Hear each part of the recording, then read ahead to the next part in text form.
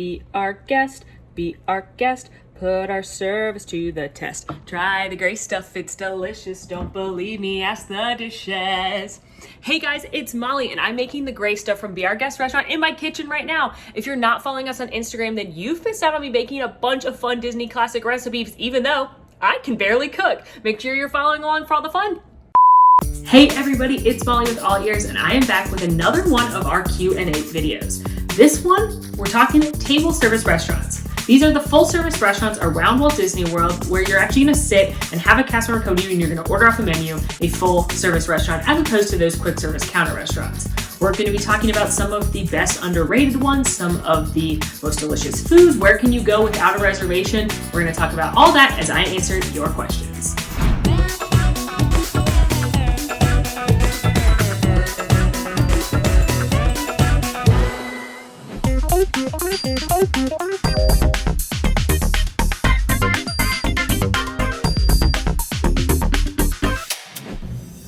I got this question a lot. What is my favorite restaurant in all of Disney World? That would be Chico, the cooking place. It is a signature restaurant located in Animal Kingdom Lodge, and it has got the most delicious oak grilled filet. It comes with their signature mac and cheese, red wine sauce. They've also got a crazy huge wine selection. It's got one of the largest South African wine menus outside of the continent of Africa. It's amazing. It's an incredible experience. Service is always top drawer. So yeah, Chico. It's my favorite restaurant at Disney.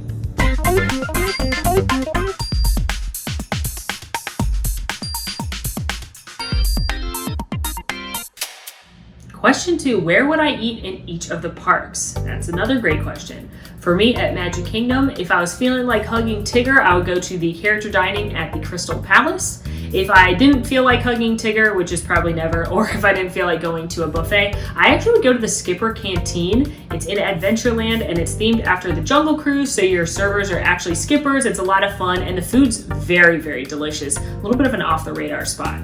In Epcot, I am going to Italy. I'm going to eat at Via Napoli, the Pizzeria, another of my favorite restaurants in all of Disney World. They make their pizzas so close to Naples that they have imported the flour. They have made special ovens. They import as many of the ingredients as possible. They even get the water from somewhere in Pennsylvania because apparently the water softness is as close to Naples as you can get. It's crazy. The pizza's incredible. If you ever go, I like the carciofi.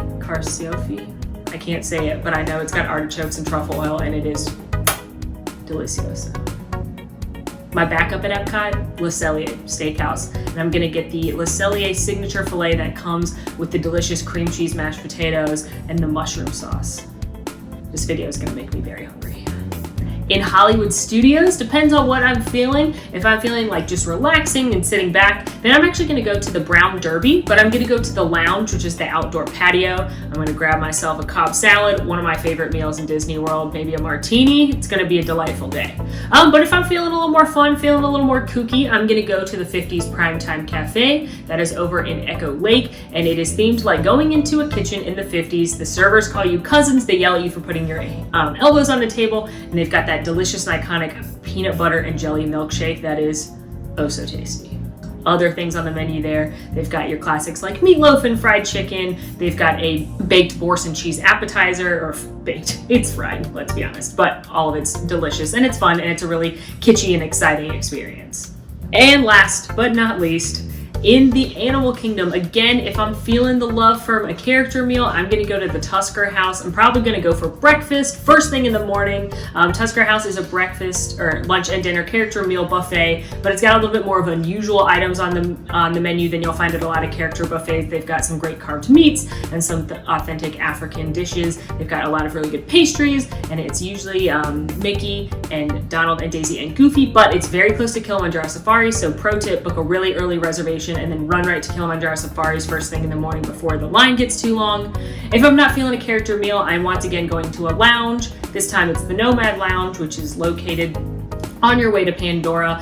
They've got a big wraparound porch, amazing cocktails, and they've got some great small plates that are shareable there as well. So.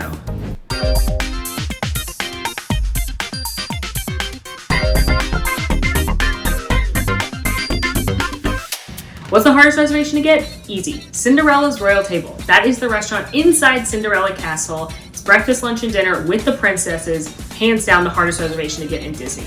The runners-up are probably Be Our Guest Dinner. That is a signature meal located in the Beast Castle over in New Fantasyland at Magic Kingdom.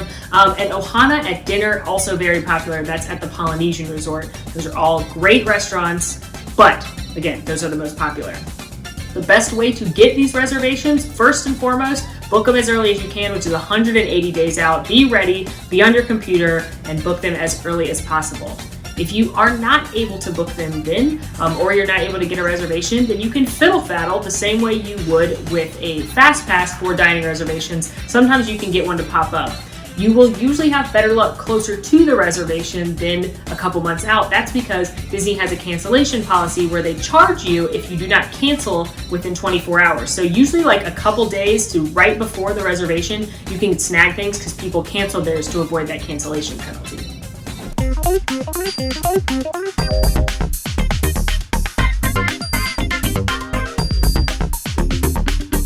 Some of the best underrated table service restaurants are actually the same ones that you can go without a reservation last minute. Again, the Skipper Canteen in Magic Kingdom, Beer Garden in Germany and Epcot, Restaurant Marrakesh or Spice Road Table in Morocco and Epcot, Tiffin's and Animal Kingdom. Those are a couple great ones at the parks that you can go to last minute. As far as the resorts go, there's a couple great options there as well. And when you think about it, some of these are actually walking distance or a quick monorail or Skyliner and away from the parks if you're looking for a sit-down restaurant. Those would include the Ale and Compass at the Yacht and Beach, Boma and Sanaa over at Animal Kingdom Lodge. You've got Kona Cafe in the Polynesian. You've got the Wave over at the Contemporary, Grand Floridian Cafe at, of course, the Grand Floridian, Toledo at the Grand Destino Tower. Those are all very good, very delicious. Actually, some of the best meals I've had at Disney have been at Boma, at Toledo, at the Grand Floridian Cafe, and those are all very underrated and very easy to get a day of reservation.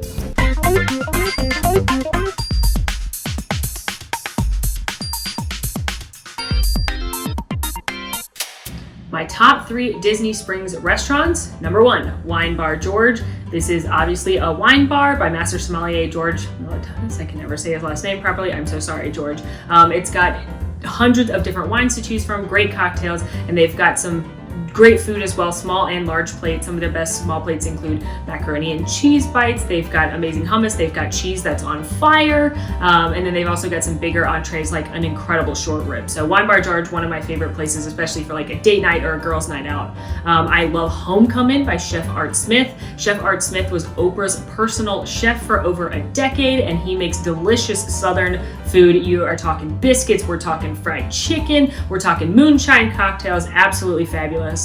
And then I also really like Jaleo. Jaleo is by Chef Jose Andres. He's a James Beard Award winner, so is actually Chef Art Smith. Jaleo by Jose Andres is a Spanish restaurant, tons of tapas, tableside sangria, paellas. If you can't tell, I'm really into anywhere where you can just go and get a bunch of stuff, get a great cocktail, and just sit and enjoy with your friends and family. And all 3 of those restaurants check those boxes for me.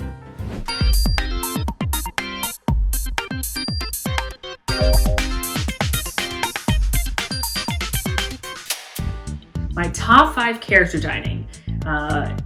Number 1, I really enjoyed Topolitos Terrace. That is at the brand new Riviera Resort. Topolitos Terrace is a rooftop resort, and at breakfast it is a character meal, and you've got Mickey and Minnie and Donald and Daisy, and they've all gone to Europe and they've picked up new skills. So like Mickey's dressed up like a painter, and Minnie's a poet, and Daisy's a ballerina dancer, and y'all, it is the cutest thing you'll ever see. But on top of the amazing characters, the food is phenomenal. It's definitely the best food I've ever had at a character meal. We're talking from scratch quiches and croissants, and they bring this amazing bread basket with a bunch of homemade spreads. Topolitos Terrace, truly an excellent character dining experience. And again, at the Riviera, you're on the Skyliner to get to Hollywood Studios or Epcot easily. Number 2, I love the Tusker House. Again, I talked about it earlier. Tusker House is in Animal Kingdom, and it's gonna have your classic characters again, Mickey, Goofy, Donald, and Daisy. It's a buffet, but the food is very good, and it's a little bit more unique than you're gonna find on a lot of character meals, a little bit more adventurous, so that's fun. Another great one I enjoy. They've got some really good soups there. They had a corn chowder I'm still thinking about.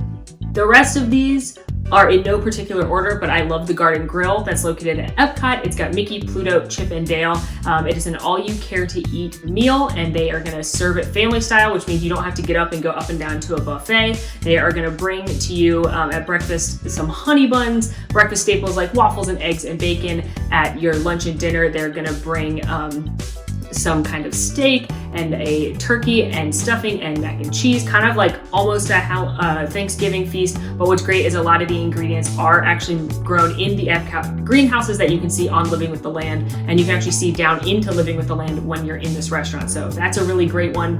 I also love Ohana Breakfast, which is at the Polynesian. It's Mickey and Pluto and Lilo and Stitch. Really, really good food, breakfast classics, but they're done really, really well, and the atmosphere is really fun. And lastly, I mentioned it earlier, but I love the Crystal Palace. It's got Winnie the Pooh, Tigger, Eeyore, and Piglet character buffet. I love the Winnie the Pooh characters, so for me, that ranks high on my list. Couple honorable mentions. If you are a princess person, I really enjoyed the breakfast at Trattoria Al Forno, which has Rapunzel and Flynn Rider and Ariel and Prince Eric. Very rare that you see the gentlemen at these meals, so that's a lot of fun. That one is served a la carte, so again, you don't have to be getting up and down to go to a buffet. And I've heard a lot of people also love the storybook dining over at Artist Point at the Wilderness Lodge. That's got Snow White, a couple of doors, and the Evil Queen. Great food, great atmosphere. So those are my favorite character meals.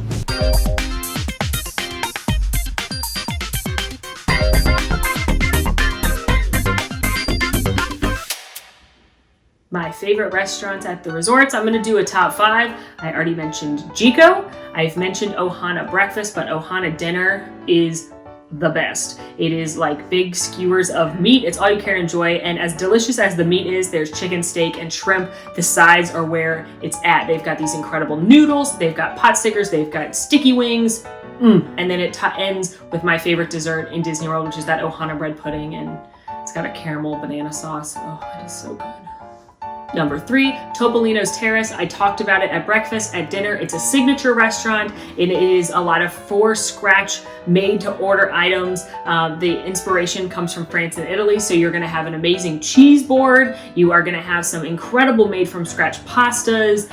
They had a wonderful veal chop, which I ignored any questions I had about eating veal. It was so delicious. So Topolino's Terrace, great craft cocktails, a really nice signature dining experience there as well. Number 4, Boma at the Animal Kingdom Lodge breakfast and dinner buffet. It's a very, very good buffet. A lot of more unique things. They're known for having some fantastic soups. They've got carved meats. They've got incredible desserts. That's where you can get those iconic zebra domes. So I really enjoy going to Boma, breakfast or dinner. Both are incredible. And last but not least, I really enjoy Geyser Point Grill, which is over at the Wilderness Lodge. It's kind of like a hybrid quick service, table service. You can just walk up to a counter there and take your food to go, or you can sit in these lovely lounge chairs. They've got a lot of great craft cocktails, and they've got things like a barbecue cheese dip. They've got a great bison burger, flavors of the Pacific Northwest. But I love that one because the atmosphere, because it's right on Seven Seas Lagoon, and you can sit again in a big comfy lounge chair, and I'm all about the atmosphere and just laying back and relaxing throughout my meals.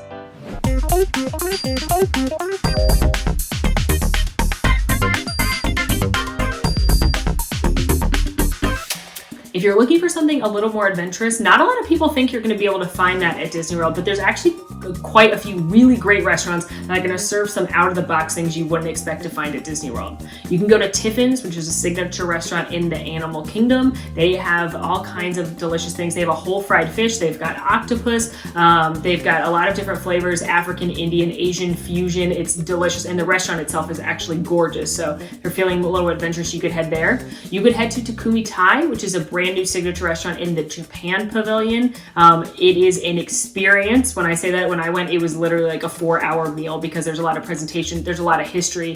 So know that going in, but it was absolutely delicious. The service was incredible. The food was gorgeous, but you're gonna try a little bit of more unique options. They've got some sushi, they've got some crabs, they've got like a water cake dessert. They have a lot of really unique things. They've got Wagyu beef, fantastic. You can also go over to the Morocco Pavilion at Epcot, Spice Road Table, Restaurant Marrakesh. They're gonna have a few more unique flavors than you'd find other places in the parks. Sanaa over at Animal Kingdom Lodge. It's actually in the Kidani Village, the Disney Vacation Club section of the resort. Sanaa has got some great flavors, and most of the time you can actually see the animals out the windows, but they've got an Indian bread service where they come out with a bunch of different dips and spreads and naan bread, a couple more exciting, again, African Indian flavors that you're going to find there. And then last, you could go to Morimoto Asia, which is in Disney Springs. It's brought to you by Iron Chef Morimoto, and you're going to find things like his iconic Peking duck and a few more adventurous and exciting options there as well.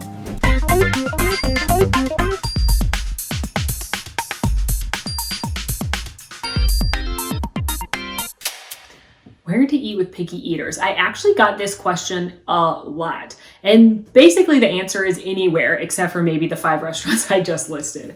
Disney is a family-friendly location. They have most of their food is catered to making sure everybody's going to enjoy it. Most of the restaurants I'm talking about are going to have a kids meal, and on that kids meal you're going to find things like chicken tenders and hamburgers and hot dogs and pizza and classic theme park things. And don't forget adults, you can actually order off of the kids meal and just ask them and they'll make it an adult portion. So whether or not you've got little ones that are picky or adults that are picky, you should be able to find something at just about every restaurant, especially since you're going to sit-down restaurants. Disney is great about working with you, and they should be able to accommodate. Maybe they can remove a particular item out of a pasta dish that you don't like and just talk to your server. But again, you can order off the kids meal anywhere. Maybe if you have a mix of people that want to be more adventurous and ones that don't, you could try going to a buffet like Tusker House or like Boma, where you're going to have some of the more like classic. You're going to have steak, you're going to have chicken tenders, you're going to have Mickey waffles, but then you're also going to have some more exciting flavors. But long story short, you're in Disney World. You can pretty much go anywhere, again, except maybe those restaurants I mentioned in the last question, and picky eaters are going to find something they'll enjoy.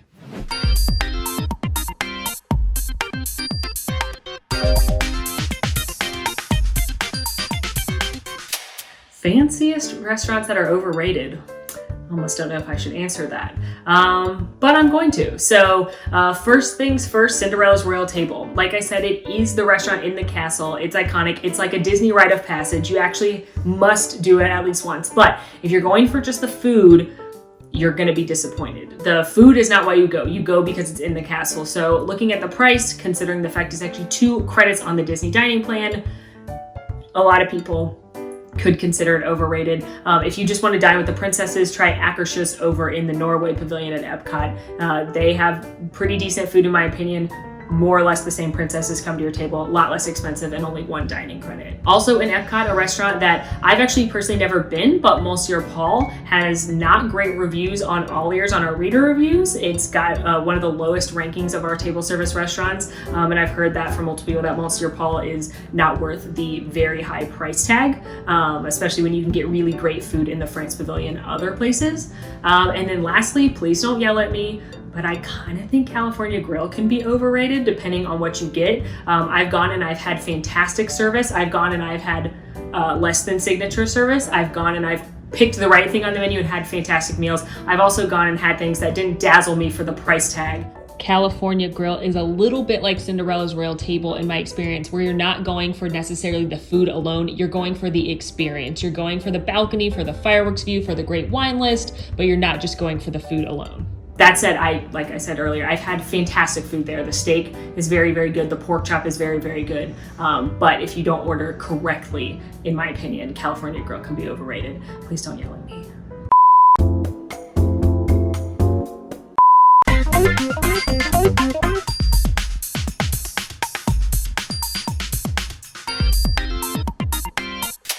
Ooh, that's fun. Best places for date nights. I've mentioned a lot of them already. Wine Bar George, Topolino's Terrace. I'm going to go to Chico, Le Cellier. If you're a seafood lover, you could go to Narcoossee's at the Grand Floridian, which actually sits out on Seven Seas Lagoon. They've got a surf and turf that's really good.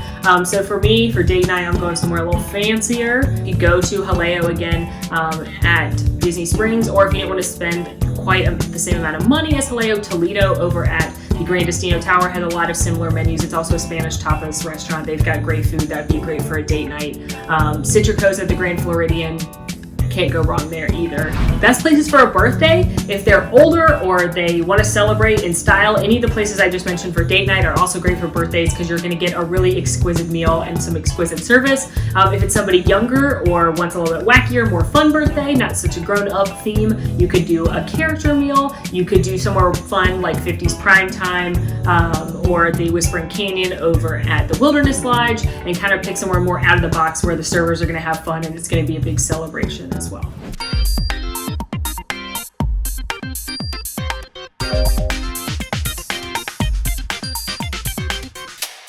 That is a fantastic question. How long does a table service meal take? It can take anywhere from an hour to, like I said, Takumi Thai when I went took like 4 hours. So it really depends. On average though, I would say to block an hour and a half is usually a good guesstimate of time just by the time you order and you get seated and you get the food and how many courses you're eating and blah, blah, blah. I would budget an hour to an hour and a half, especially for that character dining. The characters are going to have to do rotations around the restaurant where they go to every table, and Disney tells you it's about 90 minutes to guarantee that you get to see all 4 characters or all however many characters are at the meal going to come to your table. Because if you sit down and Goofy's just past you, you're going to have to wait for Goofy to go all the way around the restaurant before he comes back to your table. So to play it safe, budget 60 to 90 minutes when you're going to a meal.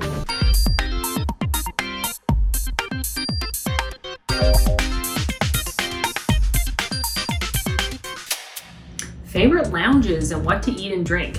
I love this question because if you can't tell by now, if you haven't caught on in my videos, I actually love the lounges at Disney World. I often prefer eating at a lounge to actually going into the restaurant. There's nothing I love more in the world than sitting back with a great bite to eat and a fun cocktail and just laugh and enjoy spend some time with my family and friends. So a lot of times lounges are actually connected to a full service restaurant and you can get really good food or the same food as a signature restaurant and you're just in a walk-in lounge. Lounges are typically first come first serve as well. A couple of my favorite lounges, the Tambu Lounge, that is located at the Polynesian. It's connected to Ohana and they're not on the menu, but you can actually get a lot of those side dishes I was talking about if you ask your server. You can get the noodles, you can get the bread, you can get the bread pudding, you can get the wings after 4 o'clock. So that's a great way to go. If you can't get an Ohana reservation, just grab a couple of the sides.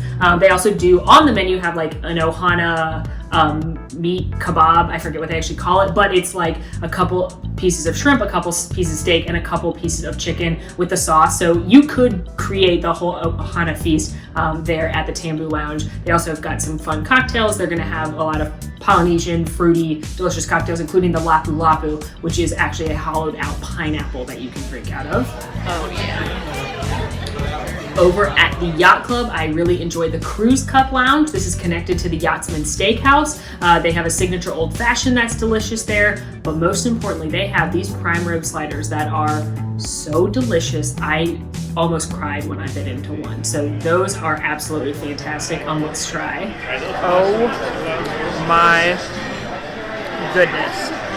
I mentioned it before, but I love the Nomad Lounge. That shares a kitchen with Tiffin's and the Animal Kingdom. Big wraparound porch, really fun cocktails. One of my personal favorites is the Sangria. It's made with South African rosé, so it's not as sickly sweet as a lot of the pre-boxed rosé, pre-boxed sangrias you're gonna find around Disney. They've got a Tiffin's bread service, they've got sliders, they've got yuca fries, a great cheese plate, so that's another great one. I also mentioned earlier the Brown Derby Lounge. I love that Cobb salad. I love the martini. If you're looking for something a little crazier, they do a martini or a margarita flight where they bring you 3 of their iconic of either or, but they're smaller portions so that you can actually try a couple of different things.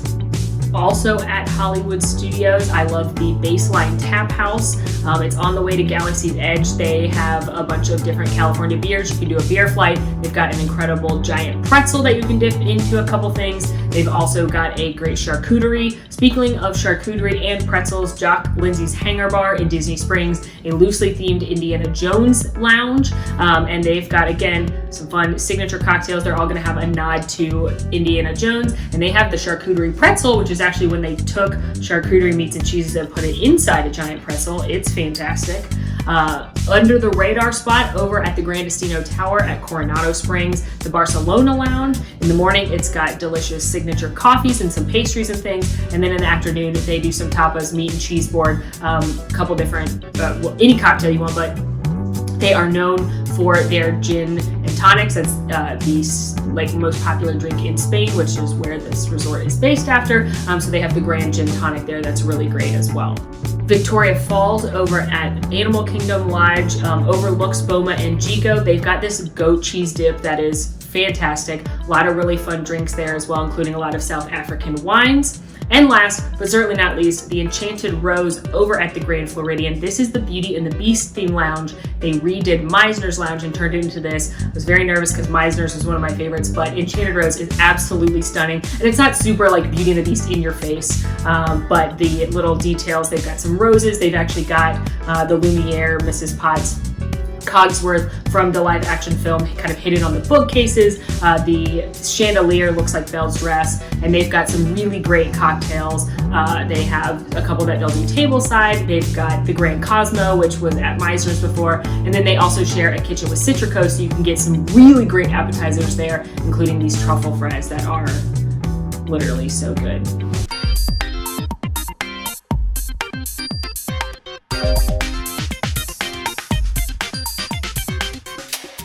Which dinner show do I prefer? Hoop-de-Doo musical review or the Spirit of Aloha Luau?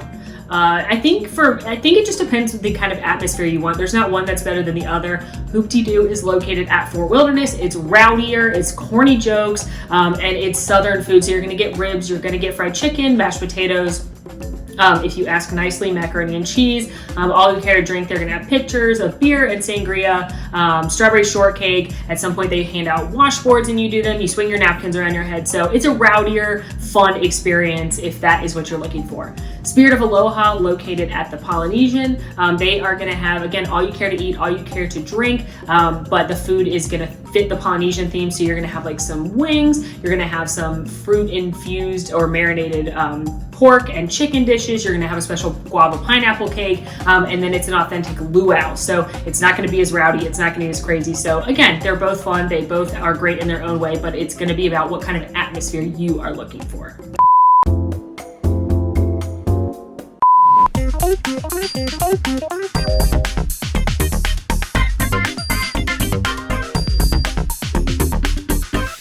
Which restaurant has the best parade view? Considering there's only one parade in Disney World, that is the Festival of Fantasy Parade over at the Magic Kingdom. The only restaurant you can see it at would be Tony's Town Square, which is located in Town Square. It's themed after the Italian restaurant in Lady and the Tramp. They do have a porch that, if you timed it right, you could see the parade. They sometimes offer a dining package as well, where you get reserved seating on the porch to see the parade. For me, I don't think I would do that. Tony's is very cute, however the food isn't exceptional, so I think you're better off just going to stand somewhere else to watch the parade, preferably in Frontierland for the best seats. As far as nighttime shows in the parks, over at Epcot, because Epcot Forever, previously Illuminations, at some point will be Harmonious. It happens on that lake in the middle of the park. You have to be on the lagoon side of the World Showcase to see anything. So the restaurants that you can do that at are La Hacienda de San Angel in Mexico, as well as Spice Road Table in Morocco and the Rose and Crown in the UK. I also want to mention that the Rose and Crown in the United Kingdom does an Epcot Forever dining package. So if you want to guarantee a great view of the Epcot fireworks while you're at a meal, that's a great way to go. You need to book it in advance. It is a 3-course prefix meal, and it is the best seats in the house at the Rose and Crown. As far as fireworks anywhere else, you can kind of see Hollywood Studios and Epcot fireworks from Toledo at Gran Destino Tower or Topolino's Terrace at the Riviera, but neither one, in my experience, piped the music in, or it was just kind of, you could see it. As far as Magic Kingdom fireworks go, you can see them from Narcoossee's. Again, it's on the water at the Grand Floridian, so you're going to be able to see them, especially the big fireworks at the end of the Magic Kingdom fireworks. But no doubt about it, #1 fireworks viewing at a restaurant is at the California Grill, top of the Contemporary. They have their own private balconies that you can go out, they pipe the music in, and it really is truly a lovely experience up there. It's definitely a unique and very wonderful way to see the fireworks.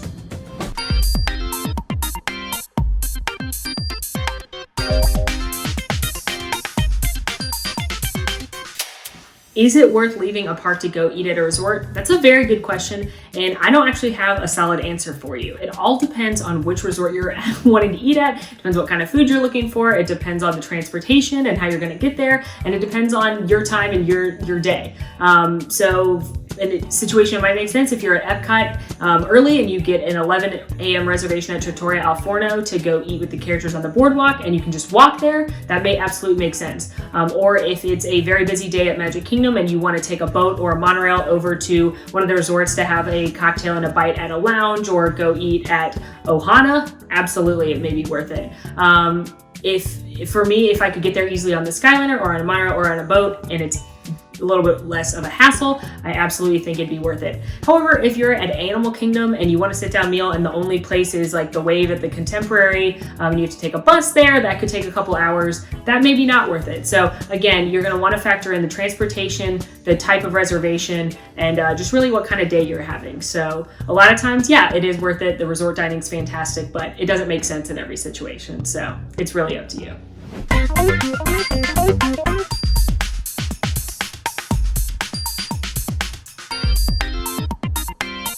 Which upcoming restaurant am I excited to try? That's a really great question, and actually one I hadn't put a ton of thought into before making this video. There are quite a few upcoming restaurants that are supposed to land in Disney sometime in the next few years. There is going to be a Woody's Roundup Barbecue in Toy Story Land. There is a creperie that's going to do savory and sweet crepes coming to the France Pavilion in Epcot. Space 220, which is a space-themed restaurant over by Mission Space, where you're actually taken 220 miles above Earth to eat. There are a couple places coming to Disney Springs. Bellatrix, which is that's a quick service, but it's like a salad, healthier kind of looking food. They've got it over in Disneyland. That's coming. So yeah, there are quite a few new restaurants on the docket coming to Disney. But for me, I would say it's a toss-up. I'm really curious about Space 220 and the environment. I also don't know what space food's gonna look like. Am I gonna eat Dippin' Dots? I sure hope so. So Space 220, definitely one I'm curious about the experience of it. And then I'm also really jazzed to try the creperie because I love French food. I love crepes. I'm sure there's cheese involved. So yeah, I would say those two coming to Epcot.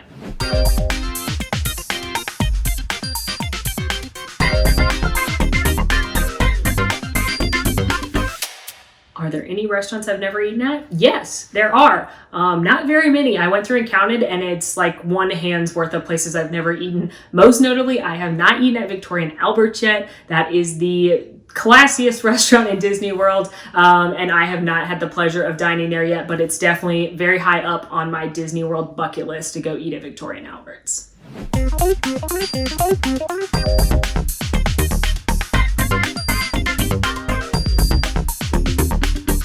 Imagine a Disney World progressive dinner. Now, when I read this question, I assumed, as anyone would, that you were talking about an 8-course meal. So I looked up what the traditional courses are in an 8-course meal, and I have crafted the most delicious, most delightful sounding meal I possibly could using my favorite restaurants and dishes at Disney World.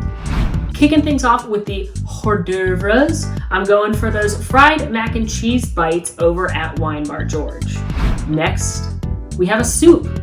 I'm thinking either the Canadian cheddar cheese soup from Le Cellier or that spicy corn chowder from the Tusker House I was talking about earlier. There's a lot of cheese on this menu, so I may need to cool it with the cheesy soup. For an appetizer, apparently different than an hors d'oeuvre, I'm going for the thigh-high chicken biscuits at Homecoming. Those are Chef Art Smith's signature cheddar drop biscuits. They've got fried chicken on it, his signature fried chicken, while hot honey and some pickles. Fantastic. Next, we have the salad. Shocking to no one, I'm going with the Cobb salad from the Brown Derby, the iconic Cobb salad served at the actual Brown Derby in Hollywood. It's been on the menu at the Hollywood Studios restaurant ever since, and it is so delicious. For the main course, gotta go with the Jico oat grilled filet with that mac and cheese and red wine sauce. Or if I'm feeling a little less fancy, I'm gonna go with that carciofi pizza I was talking about from Via Napoli. We now have a cheese course, which I'm going with the cheese plate from Topolino's Terrace. They actually wheel out a cart. It's got these different artisanal cheeses. They cut it in front of you. They assemble the cheese plate with the accoutrement right before your very eyes. And clearly I love cheese, so that's a must. Dessert, we're going to Ohana. I've got to get me some of that fantastic Ohana pineapple bread pudding. Again, it's got that cold vanilla ice cream on it. It's got the warm bread pudding, and then you pour this delicious caramel sauce on top of it. It is so tasty.